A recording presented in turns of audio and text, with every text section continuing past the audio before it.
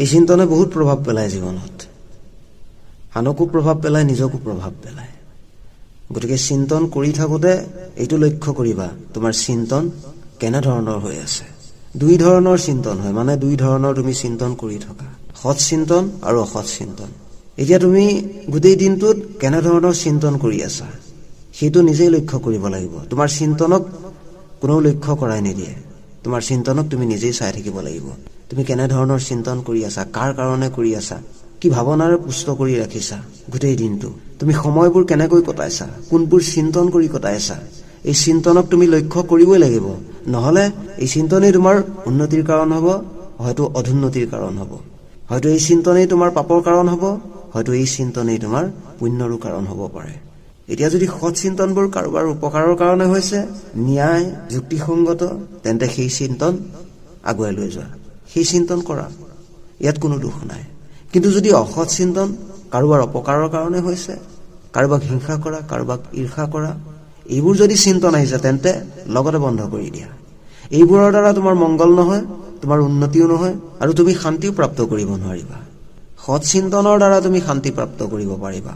অসৎ চিন্তনে উন্নতি শান্তি সকলো কাঢ়ি নিয়ে, সকলো সুখ কাঢ়ি নিয়ে, সকলো আনন্দ কাঢ়ি নিয়ে। সেয়ে যিমান পাৰা অসৎ চিন্তনবোৰক বাধাৰোপ কৰাৰ চেষ্টা কৰা, তাক বাধা দিয়াৰ চেষ্টা কৰা। নহ'লে এই অসৎ চিন্তনেই তোমাৰ দুৰ্গতিৰ কাৰণ হ'ব, তোমাৰ বিনাশৰ কাৰণ হ'ব। সেয়ে সাৱধান হ'বা। অসৎ চিন্তনবোৰে, বেয়া চিন্তনবোৰে তোমাৰ সৰ্বস্ব কাঢ়ি নিব, তোমাৰ সকলো সুকৃত পুণ্য কাঢ়ি নিব, তোমাক অধৰ্মী কৰি তুলিব, তোমাক পাপী কৰি তুলিব। এই অসৎ চিন্তনবোৰক বাধা দিয়া, এই অসৎ চিন্তনবোৰৰ সৈতে যুঁজা। এইবোৰে তোমাৰ উপকাৰ নকৰে, এইবোৰে তোমাৰ সদায় অপকাৰী কৰি থাকিব। তোমাৰ আত্মা উন্নতি, লৌকিক উন্নতি সকলোতে বাধা প্ৰদান কৰিব। তুমি দুখ সুখ শংকা ভয় এইবোৰত গ্ৰসিত হ'বা, মানে তুমি ডিপ্ৰেশ্যনত ভুগি ভুগি মৰিব লাগিব। কাৰণ তুমি আনৰ অপকাৰৰ কথা চিন্তা কৰিছা। আনক হিংসা ঈৰ্ষা অহিত এইবোৰ চিন্তনক বাধা দিয়া, এইবোৰ চিন্তন যাতে কেতিয়াও নাহে, এইবোৰ চিন্তনক স্থানেই নিদিবা, তৎকাল ইয়াক বন্ধ কৰি দিয়া। তুমি কেৱল সৎ চিন্তন কৰা, কেৱল ভগৱন্তৰ চিন্তন কৰা, কেৱল ভগৱন্ত সুখী হোৱাৰ কৰ্ম কৰা। এই দয়া ক্ষমা পৰোপকাৰ ভজন কীৰ্তন এইবোৰহে ভগৱন্তৰ সন্তোষৰ কাৰণ হ'ব। তুমি আনক সুখ দিয়াৰ কথা চিন্তা কৰা, নিজৰ সুখ নিজৰ স্বাৰ্থ এইবোৰ ত্যাগ কৰিব লাগিব।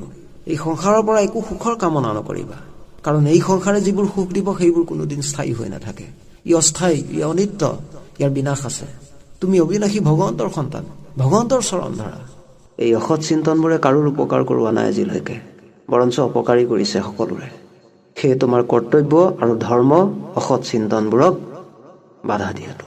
ভগৱন্ত পবিত্ৰ, ভগৱন্ত শুদ্ধ সত্য, সেয়ে তুমিও শুদ্ধ সত্য হোৱাটো আৰু চিন্তন পবিত্ৰ কৰাটো আৱশ্যক। মুঠতে এই অসৎ চিন্তনবোৰেই ভুল আৰু সৎ চিন্তনবোৰেই শুদ্ধ। আৰু এইটো তোমাৰ চিন্তনৰ ওপৰত নিৰ্ভৰ কৰিব যে তুমি শুদ্ধ নে ভুল। সৎ চিন্তনৰ পৰিণাম সদায় শান্তি আৰু অসৎ চিন্তনৰ পৰিণাম সদায় অশান্তি। এইটো লক্ষ্য ৰাখি তুমি চিন্তনবোৰক নিয়ন্ত্ৰণ কৰা। চিন্তন এনে নহওক যাতে এদিন তুমি মৃত্যুকে আঁকোৱালি ল'বলগীয়া হয়। এই চিন্তনে তোমাৰ জন্ম মৃত্যু দুখ দুৰ্গতিৰ কাৰণ। এই চিন্তনক কেৱল সাংসাৰিকতাৰ পৰা ঈশ্বৰীয় কৰি ল'ব লাগে। এই চিন্তনত ভগৱন্তক ৰাখিলে এদিন তুমি ভগৱন্তক প্ৰাপ্ত কৰিবা, নহ'লে সাংসাৰিকতা চিন্তনত এই সংসাৰৰ জন্ম মৃত্যু চক্ৰত দুখ দুৰ্গতি ভুগিব লাগিব। তুমি তোমাৰ সৎ চিন্তনৰ দ্বাৰা তুমি ভগৱন্তকো প্ৰাপ্ত কৰিব পাৰা, আৰু তোমাৰ অসৎ চিন্তনৰ দ্বাৰা তুমি নৰকো প্ৰাপ্ত কৰিব পাৰা। এই চিন্তনবোৰ সম্পূৰ্ণভাৱে তোমাৰ ওপৰত নিৰ্ভৰ যে তুমি কি চিন্তন কৰা আৰু কি চিন্তন কৰি থাকা।